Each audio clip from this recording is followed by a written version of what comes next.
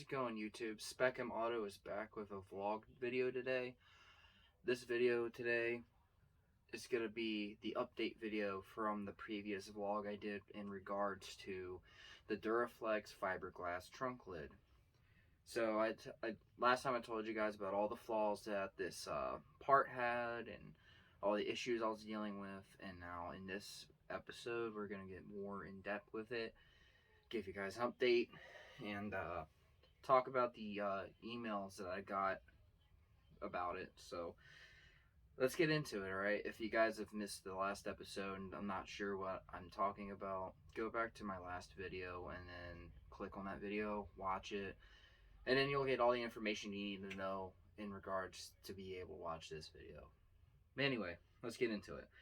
So I'm going to start with when I did a return request for my part, okay? I'm going to read these emails word by word, and I'm going to tell you what I said and what they said and what I've shown. So here's the original email. So I have sent to them.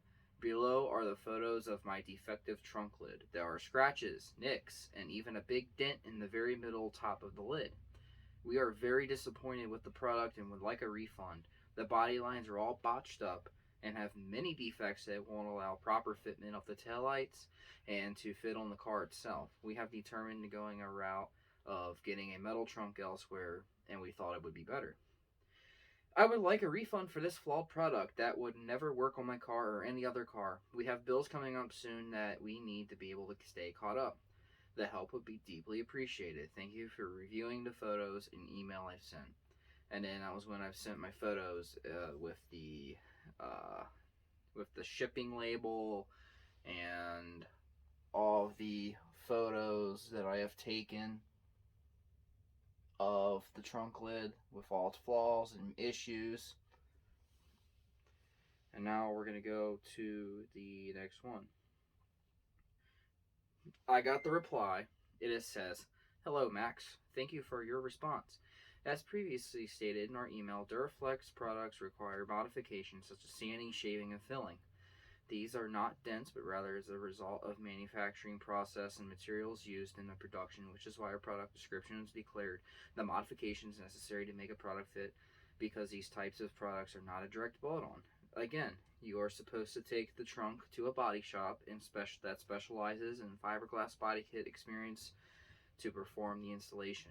Pertaining to the fitment concern you have raised, in order for us to take it up to the manufacturer, please provide a full view, wide-angled photos clearly showing how it does not fit," which I did. And then I replied, "We have already tried that. If you look at the photos, if you actually look at the photos, you will see the dent on top of the lid and all of its flaws. Sanding will not repair a dent as a result of a manufacturer flaw. No matter how much we have sanded and tried to work it out, it would not work. This is not a $5 hamburger that we can just let go. This is a $600 investment that should not have these problems and flaws." And I even said, "We have a YouTube channel and we would hate to make a negative review," which is pretty much what this video is. "I want to make this experience positive. Thank you." And then they pretty much said the same thing. So obviously they don't really care, so screw them. So I'm gonna be giving a rating between Duraflex themselves and my experience of CariD. I want to make this very clear because I don't think I made it very clear in my previous video. My video from last time, people were confused if I was talking about just CariD or just Duraflex. And I'm actually, frankly, talking about both. In terms of the customer service I've received in regards to caring and helping the customer, in that regard, that goes to CariD themselves.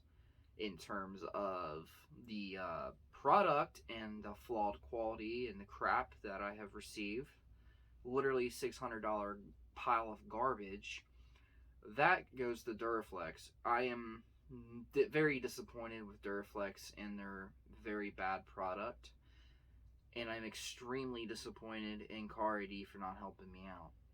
it's obvious that the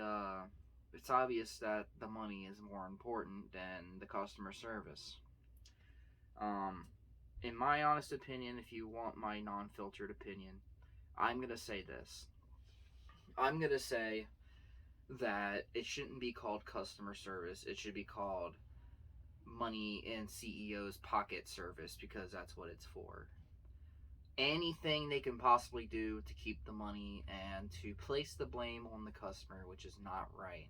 If it's like any other business, it doesn't matter if it's a car part or clothing or whatever. If you receive a flawed product that will not work and it becomes damaged or whatever in some fashion, defective, you should have an obligation to give the customer their money back if they want that refund. They offered me a replacement. I don't want a replacement. I've said in my email that I went a different route. I bought a metal one from somewhere else. I don't want this crap anymore. I want to send it back. I want my money back, and we can go along our separate ways, and that's it. It's funny. It's these companies. They act like they care about you, and they'll listen to your every whim or whatever. And then once you buy their garbage product, it's now your problem, and they want nothing to do with you after that. Once you give them their money, they're out the door, and you never see them again. That's pretty much how it is. Whether it's a shady car dealer or a car parts company such as this. So I don't think I will ever shop on CariD.com again, and I don't recommend it. I also don't recommend like I said in the last video, I don't recommend buying fiberglass body panels such as trunks, hoods, fenders, and even doors or whatever. I don't recommend any of that. Now I can't say any of that for like side skirts and body kits and stuff, because I haven't had a body kit experience yet. But don't just dive in like I did, thinking everything will be fine. Because we tried to sand it, we tried to modify it, and then it didn't work. It just didn't work. And how are you supposed to get rid of that big dent on the top of the trunk lid? It doesn't make any sense to me. That I'm still trying to figure out. And you can clearly look at the photos and see it was a dent, and then they're saying it's not a dent. Apparently these people are blind. So I don't recommend them, guys. I would just stay away from them. Try to go the route of doing further research for these kinds of things and go for a metal one that has pre-drilled holes and pre-cut everything, and the fitment is good, and then you'll be on your way. Because literally that metal trunk I have now is just, it's ready for paint, and it's ready for the lights to be put on it, and it's ready to be installed on the car pretty much. I don't have to do all that stupid bullshit and get all this mess and risk breathing in a bunch of freaking fiberglass. I don't know. I'm kind of kicking myself in the ass for it, but it is what it is. I am selling that trunk lid on Facebook Marketplace.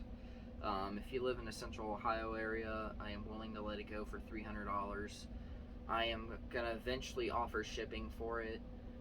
And when it comes down to that, I'm going to be raising the price because obviously shipping isn't cheap. So, yep, guys, that's it for me. So, let me know what you think in the comments down below. If you guys have any experience with Duraflex and CariD.com, please feel free to drop your comment down below, whether it's a positive experience or a negative one. But more than likely, people are going to probably be listing their negative experiences because this video is obviously about a negative experience. It's crappy, guys, because now I'm $600 in the hole. And when you're a car guy and you do things like this with your cars, you sometimes run into the risk of running in the holes like this. And unfortunately, this was that time for me. So I'm hoping I'll be able to sell this fiberglass trunk lid to somebody that actually wants to spend the time and effort to modify it further and stuff. I'm just not interested in that. I don't know. It's not that I don't want a challenge, it's just because I just don't feel like it, especially with this weather. I don't have a garage to work in. I live in a trailer park right now. As a matter of fact, I'm looking at an apartment, so I mean, I'm hoping sometime this year I'll be moved out to an apartment and I might have a garage then, but until then I don't have a garage to work on anything, and whatever. Just depressing. Alright guys, drop a comment down below. Please like, share, and subscribe to my channel for more videos in the future. When the weather gets nicer, which I have no idea when that's going to be. As a matter of fact, I called off work today because there's this really crappy winter storm going by. Currently, it's like freezing rain, and it's supposed to snow over top of it. And apparently the roads are like a big giant sheet of ice right now, and it's going to get worse when the snow arrives, so... But I'm hoping for the spring to come sooner, and I'm hoping that the freaking groundhog was wrong about 6 more weeks of winter, because I would really love to start on this project with the JDM trunk conversion. And plus I got a brand new bumper for the rear and a brand new fender that my mother has bought me for my birthday, so thank you, Mom, for buying me those for my birthday. I truly appreciate it. Stay safe out there, guys. I'll see y'all next time, and stay humble, okay?